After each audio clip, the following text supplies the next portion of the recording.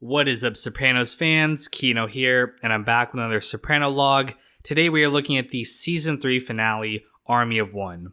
And as always, at the end of these seasons, I like to take a brief moment just to thank you all for continuing to watch these videos. It really means so much for me to have you guys be enjoying the content and allowing me to continue to make these videos for you all. So thank you guys so much. You are awesome. And if you'll allow me to indulge myself for one moment, I just wanted to quickly plug, you can follow me on Twitter if you ever want updates on my videos, as well as any news about the channel, I can post it there. I also have a Patreon for anyone who wants to support the channel. I'm going to allow me to continue to make these videos.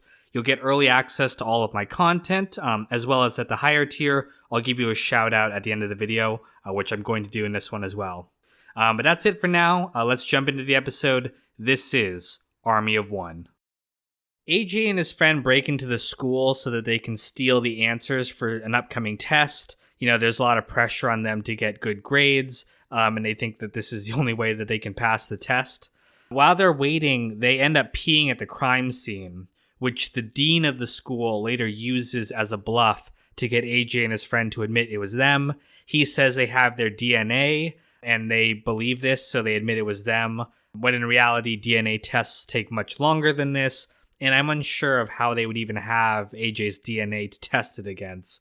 But the point is, AJ's stupid and he falls for this bluff. But with the proof that it was them, the dean has them expelled. And Tony is just incredibly pissed off by this.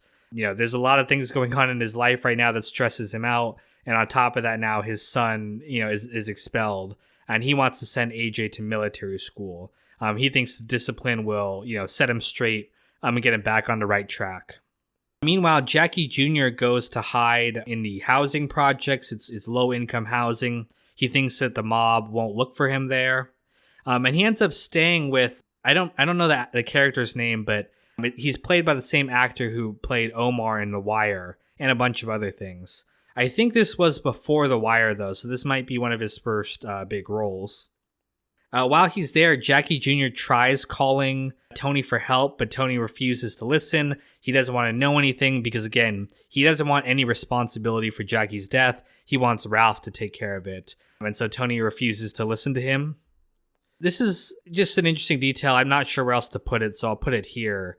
In therapy, Tony refers to Jackie Jr. as 22 years old, but earlier in the season when he had to sit down with Ralph, Ralph said he was 23 years old.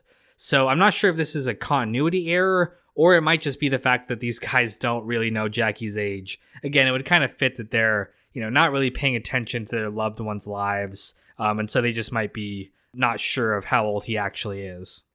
But meanwhile, Paulie puts his mother in the Green Grove retirement community. It's a retirement community, not a nursing home, but it's the same one that Tony put his mother in. And so Paulie, wants to give his mother the best because he's a mama's boy and he really loves his mother. But in order to do this, he needs a lot of money. Green Grove is very expensive. He does a job with Ralph. He gives Ralph the security codes for this safe. But Ralph says that he doesn't have to pay Paulie because it was him that did all the work. So he requests to sit down to resolve this issue. Tony hears him out, but he ends up siding with Ralph. Again, probably because Ralph is bringing in a lot more money than Paulie. So Paulie only walks away with around $12,000, which isn't enough for Green Grove.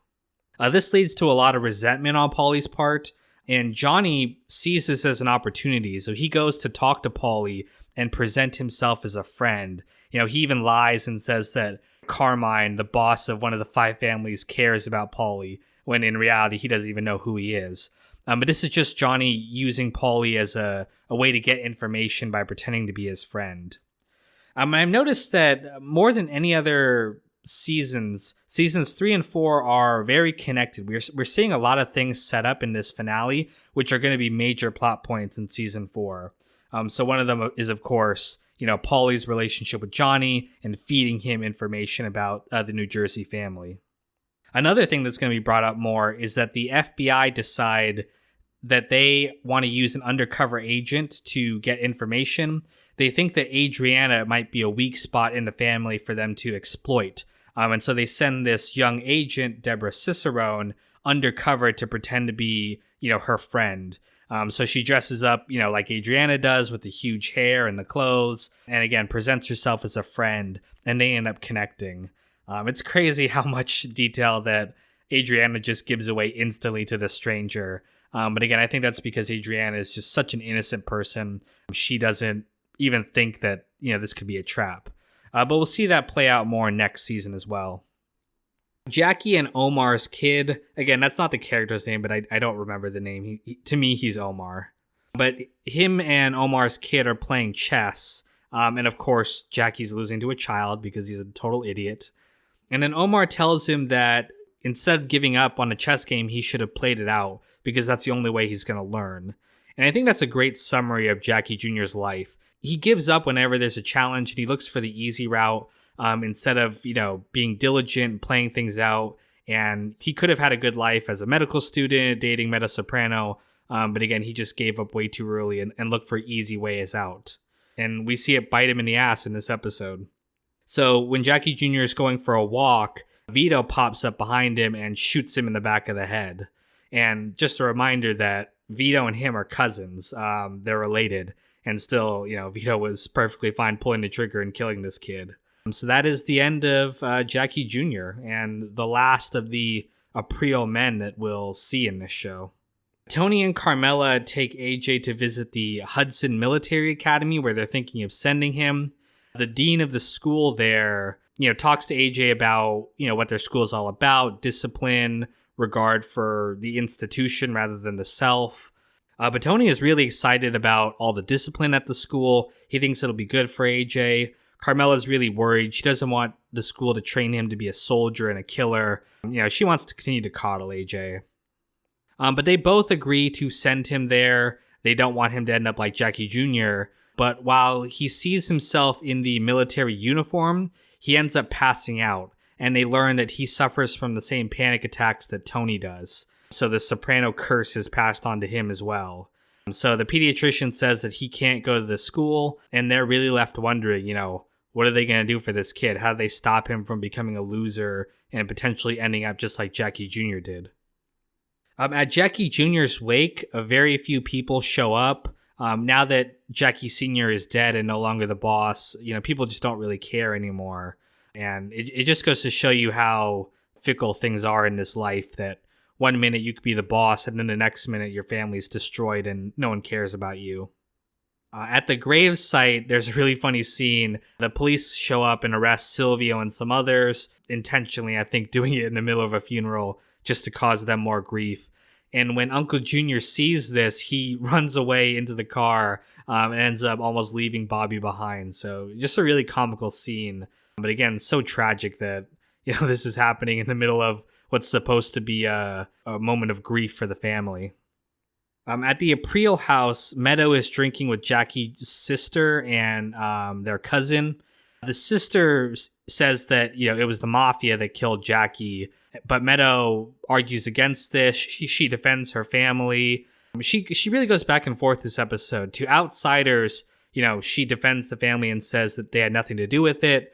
But when she's alone, she sees the hypocrisy of their lifestyle and realizes that that is really what had Jackie killed, is their family's connection to the mafia. At dinner, Uncle Junior starts to sing this Italian song, Cor Negrato, I think it's how it's pronounced, but it translates to ungrateful heart. It's a really beautiful scene, and we can see a lot of characters, gathering around and being emotional, even crying at the song. But again, it just highlights the hypocrisy of them all, because at least all the mobsters know full well that they're the ones that had Jackie killed. And now they're having this bonding moment at his funeral. But again, not really even caring about Jackie, just it's self-indulgent. And this really pisses Meadow off. She's drunk. She starts acting out. And then she runs away when Tony tries to confront her. And so we're left wondering where she's going and, how she's going to react to, this lifestyle of theirs. And as the episode ends with them all watching Uncle Junior sing, the music fades out into these different songs. There's like a Chinese song and a French and Spanish song. It's really jarring. And I've read that David Chase put that in there as a statement about music, how it can be used to manipulate people And again, we can see that in this scene. The music, it's beautiful and it's sad, and it can lead you to think that this is a sad, beautiful moment on the show. But I think the creator just really wanted to highlight that, this means nothing. Their grief doesn't mean anything. It's just a performance. And this musical fading highlights it, that it's a reminder that music can manipulate your emotions into feeling whatever the song wants you to feel. So that is the end of season 3. Really interesting how much stuff it sets up for the next seasons. We're going to see how close and connected these 2 seasons are. But again, thank you guys so much for watching and sticking with these videos. And I can't wait to do the next season of Soprano Logs, coming very soon. Thanks. Special thank you to my patrons who helped make this video happen: Hunter, Tommy Smith, Abdallah Alamari, George Jones, Russell, Sean, Graham Favang, and Rooftop. You guys are awesome. Thank you so much.